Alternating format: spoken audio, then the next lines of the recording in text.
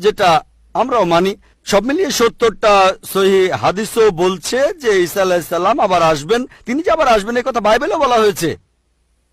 এটা নিয়ে কোনো মতভেদ নেই, কোনো মুসলিম এটা আপত্তি করবে না। তবে আসল কথাটা হলো তিনি যখন আবার আসবেন নতুন কোনো ওহী পাবেন না। তিনি মুহাম্মদ সাল্লাল্লাহু আলাইহি ওয়াসাল্লাম হলেন শেষ নবী এবং শেষ রাসূল। তাহলে আরেকজন রাসূল আসার কথা উঠছে কেন?